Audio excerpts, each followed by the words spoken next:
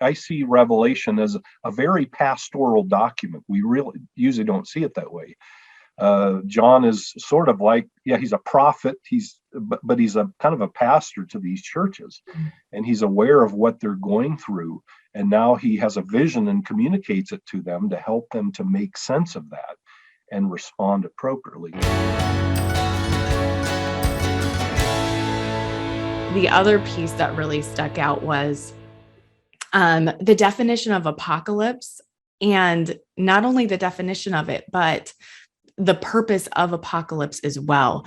And I hadn't really thought about it this way before, but I'm trying to now imagine living at that time and being one of the people in one of those 7 churches, having this letter read to me, and with what I was living through in my here and now. And why on earth would I care at all about what might be happening thousands of years from now at the end of the world? If that's what that's what kind of Americans, we have time for that oftentimes in our minds. And so that's where we go, because like our here and now in ways is maybe more comfortable. I'm not saying that for everyone, but generally we are a pretty wealthy country. And so we have time for our minds to go in those areas.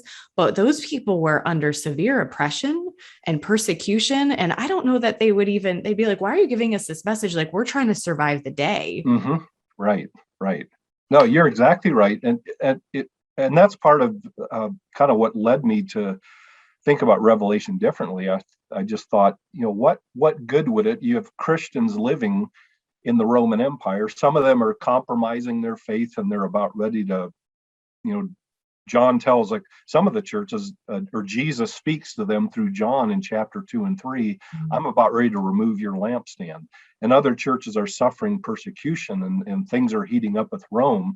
I mean, just think about it. What good would it do for John to come and say, oh, I want to show you what's going to happen 2,000 years down the road? I mean, what good does that do? And I often think too, every other book of the Bible, we ask questions like, who is the author, and what were the readers going through? What was the author trying to do?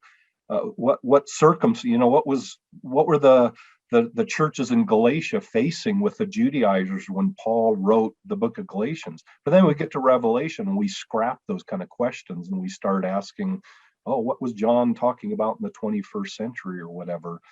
So I think what you said is exactly right, is what, given what they were facing, and some of them just wondering day to day what is going to happen, is, what good would it be for John to predict what's going to happen 2,000 years down the road? No, he needs to help them make sense of what's going on in the empire that they're facing, the situations they're facing. Right. And the beauty of God, the love and kindness of our God to come to his people and encourage them in that way. It just makes me feel in awe of him being so present in our present.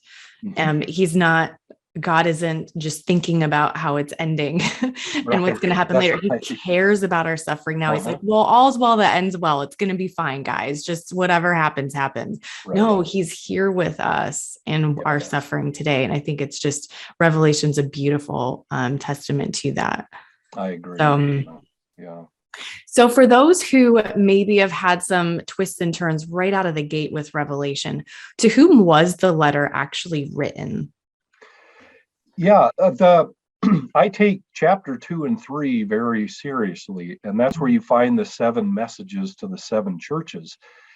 So John is addressing 7 very specific churches living in Asia Minor, which was one of the Roman provinces. So as Rome spread its rule throughout, all the land, and it gathered more and more territory, one of the ways it controlled it was by dividing it up into provinces.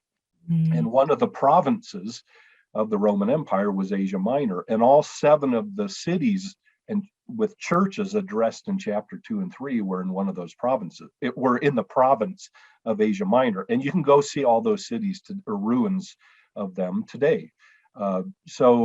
Again, John is addressing, again, he's not talking about some fantasy world or just predicting that 2,000 years down the road. he's talking about a very specific location that can be located on cities that can be located on the map. And so these are churches that are right in the dead center of imperial Roman rule and struggling to live out their witness for the gospel and for Jesus Christ, for God in that context. And so I think we need to start with that. In other words, I see Revelation as a very pastoral document. We really usually don't see it that way. John is sort of like, he's a prophet, but he's a kind of a pastor to these churches, and he's aware of what they're going through, and now he has a vision and communicates it to them to help them to make sense of that and respond appropriately. So as I said, usually we skip those questions when it comes to Revelation, but the whole book needs to be read in light of these 7 churches in chapters 2 and 3 and how it would have addressed their unique situations.